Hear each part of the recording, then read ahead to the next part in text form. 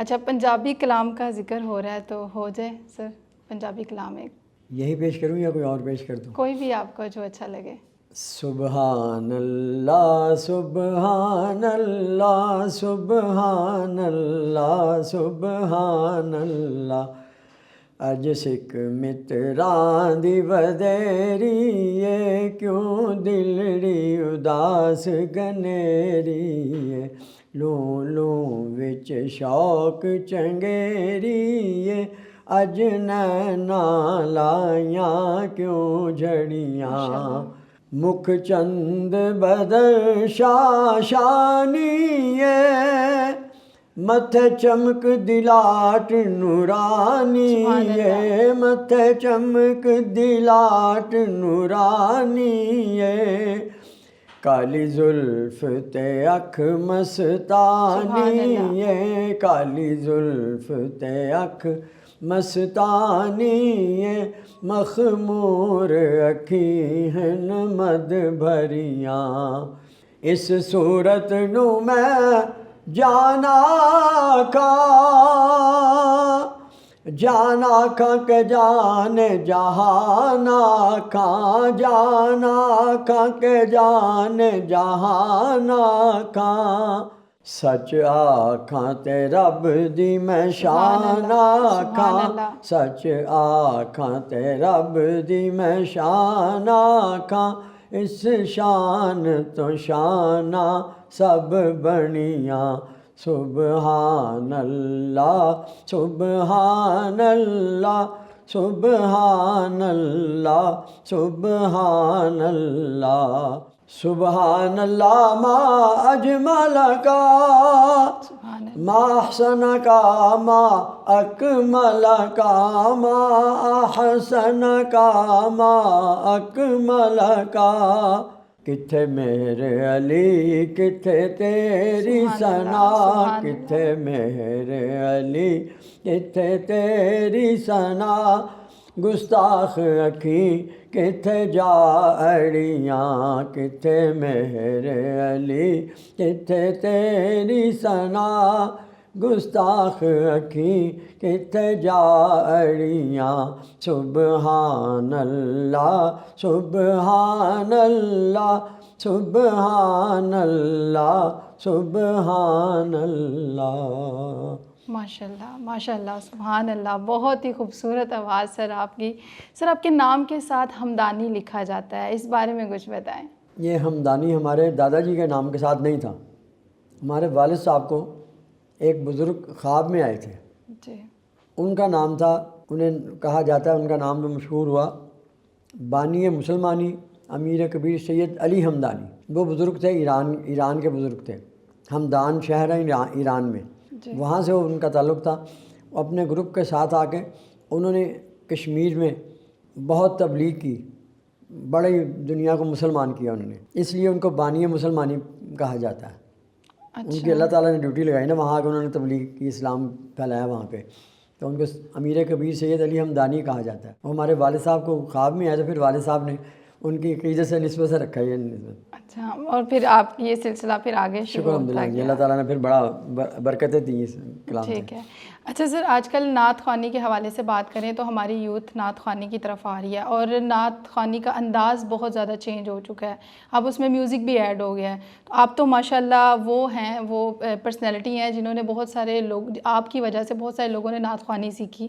آپ کس نظر سے دیکھتے ہیں آج کل جو یوتھ نعت خوانی کر رہی ہے؟ جی دیکھیں، اصل نعت خوانی جو ہے حضرت حسان بن ثابت رضی اللہ تعالیٰ عنہ کو رسول پاک صلی اللہ علیہ وسلم نے ممبر پر بٹھا کر نعت سنی تھی. تو وہ انتہائی عقیدت و احترام کا طریقہ ہے، اور بچیوں نے بھی آپ کا استقبال کیا تھا جو دف کے ساتھ، لیکن اس کے بعد دف کہیں بجی نہیں. بالکل ایسا ہی ہے. تو وہ سلسلہ بس آگے اس وقت جیسا بھی چل رہا ہے، اب عوام کے رجحان بھی ذرا ادھر کو چل پڑا ہے، اس لیے وہ ان کا شوق پورا کرنے کے لیے وہ بھی جو شوق سے چلاتے ہیں. لیکن اصل جو ہے نعت دل سے پڑھی جائے اور سننے والے بھی دل سے عقیدت سے سنیں. اور ایسے کلام ہوتے ہیں جو پڑھتے ہوئے بھی یا سننے والے بھی وہ پورے گہرائی سے سن رہے ہوتے ہیں نا، تو وہ مدینہ پاک پہنچ جاتے ہیں. ان کا دماغ جو ذہن وہ مدینہ پاک پہنچ جاتا ہے. پھر وہ بھی یا ہم اشک بار ہو جاتے ہیں پڑھنے والے، یا وہ سننے والے اشکبار ہو جاتے ہیں. تو کیا بات عقیدت و احترام سے پڑھی جائے اور اس میں ثواب بھی ہے بڑا. بالکل ایسا ہی ہے. بہت ہی خوبصورت بات کی ہے.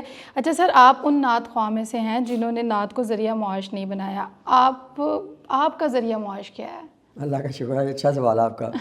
کئی لوگوں کا ذریعہ معاش نہیں ہونا تھا، یہی ہونا تھا. جی والد صاحب نے، میں نے بتایا نا پہلے حفظ قرآن بنایا تھا نا، ماشاء اللہ تو شکر الحمدللہ 55 سال نماز تراویح پڑھائی میں نے ماشاء الحمدللہ. اللہ. یہ آواز یہ گلا چلتا بھی اسی لیے اللہ تعالیٰ کی مہربانی سے، یہ اس کی برکتوں سے چل رہا ہے. قرآن پاک کی برکتیں اللہ دے رہا ہے. ماشاء اللہ. پہلے حفظ قرآن بنایا نا، پھر انہوں نے نعت خوان بنایا. اس کے بعد پھر والد صاحب بھی ڈگری والے حکیم صاحب تھے. اچھا. تو ان کا دواخانہ انہوں نے پہلے انڈیا میں کرتے تھے، پھر لدھیانہ سے آگے انہوں نے لاہور میں، وہ رنگ محل سے آگے گمٹی بازار کہلاتا ہے، تو وہاں پہ انہوں نے دواخانہ قائم کیا. تو انہوں نے پھر، میرے بھائی مجھ سے بڑے بھی 3 بھائی ہیں اور چھوٹے بھی تھے، مطلب 6 بھائی ہیں ہم سے. کسی کو نہیں، انہوں نے مجھے حکیم بنایا. طبیہ کالج حمایت اسلام ہے چوک یتیم خانہ میں، وہاں پہ انہوں نے مجھے حکمت پڑھائی. 4 سال کا حکمت کا کورس کیا اور ذریعہ معاش پھر والد صاحب نے ٹریننگ دی اور ذریعہ معاش پھر حکمت کا ہی بن گیا. اب والد صاحب تو دنیا سے چلے گئے ہوئے ہیں، لیکن الحمدللہ کہ وہ دواخانے پہ پھر میری ڈیوٹی ہے، میں جاتا ہوں دواخانے میں بیٹھتا ہوں. چھوٹے بھائی وہاں ساتھ محنت کرتے ہیں جو دواخانے میں ذریعہ معاش. وہ ایک مجھے یاد آ گئی آپ کی بات سے کہ ایک چینل پہ علامہ صاحب نے مجھے پوچھا تھا بھی آپ حکیم بھی ہیں؟ میں نے کہا ہاں جی. تو میں کہا وہ نیم حکیم خطرہ جان نہیں، ہم ڈگری والے ہیں. کہتے آپ کی بات صحیح ہے، نیم حکیم خطرہ جان، نیم ملا خطرہ ایمان. جی صحیح بات ہے. اچھا سر، آپ کی جو سب سے زیادہ جس نعت کو بہت زیادہ مقبولیت ملی، میں چاہوں گی کہ وہ آپ ہمارے ناظرین کو سنائیں. بس وہ اس میں ہمارا کوئی کمال نہیں ہے. یہ الحاج محمد علی ظہوری قصوری رحمۃ اللہ علیہ انہوں نے لکھا تھا. ہمارے بزرگ تھے، اعظم چشتی صاحب، ظہوری صاحب، نیازی صاحب، ایسے لوگ ہمارے بزرگ تھے. ہم ان کے زیر سایہ پڑھتے تھے. ماشاء اللہ. تو انہوں نے لکھی تھی. تو اللہ تعالیٰ کا یہ کرم ایسا ہوا کہ 83 میں حکمت کے حوالے سے ضیاء الحق صاحب کا دور تھا. 10 ڈاکٹر کے ساتھ 10 حکیم بھی انہوں نے حاجیوں کی خدمات کے لیے بھیجے. تو قرآن اندازی میں 5 سینئر حکیم تھے اور 5 جونیئر تھے. 77 میں نے حکمت پاس کی تھی. اچھا ماشاء اللہ. تو وہ جونیئر میں میرا بھی قرآن اندازی میں نام نکل آیا. پھر 2 مہینے حاجیوں کی خدمت کا موقع ملا.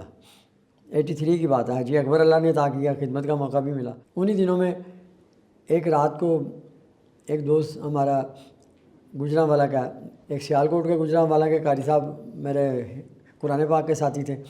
وہ مجھے، پرانا دور تھا نا، پرانی مسجد تھی 4 میناروں والی، جی. اور پورے ہوٹل وغیرہ ساتھ تھے اس کے. تو وہ مجھے ادھر کے راؤنڈ لگا رہا تھا، سیر کرا رہا تھا مجھے، قاری صاحب سیالکوٹ والے. تو گجرانوالہ کے دوست حافظ وحید صاحب ہیں، وہ مجھے مل گئے. کہتے اب کیا تیاری میں کچھ تھوڑا سا رش کرے. کہتے تھوڑی دیر اب تہجد میں آپ سے نعت سننی ہے. انہوں نے گنبد شریف کے باہر، باب جبریل جو کہا صاحب آپ کے قدمین شریف ہیں کی طرف، اس کے باہر بیٹھ کر انہوں نے نعتیں سنی. اس وقت سیکورٹی کوئی نہیں تھی، شرطا، عربی میں شرطا کہا جاتا ہے گارڈ کو، کوئی بھی نہیں تھا 1% بھی. انہوں نے باہر بیٹھ کے نعتیں سنی. تہجد کی اذان ہوئی تو دروازہ کھل گیا. اچھا. اندر گئے تو کوئی شرطا جالیوں کے پاس نہیں تھا. سرکار کا کرم ایسا ہوا، اللہ تعالیٰ کی مہربانی ایسی ہوئی ماشاء اللہ. کہ جالیاں آرام سے چوم لی. اب تو انگلی بھی نہیں کر سکتی، صرف منہ بھی کرنے تو کہہ رہے حاجی اللہ چلو ہاں جی. دعا، ہاتھ بھی نہیں اٹھانے ایسے دیتے. ہی ہے، ایسے ہی ہے. رش بھی ہو گیا نا زیادہ، پھر جام ہو جائے نا اگر ایسا نہ کرے. تو آرام سے جالیاں اللہ تعالیٰ نے چما دی سرکار کا کرم سے.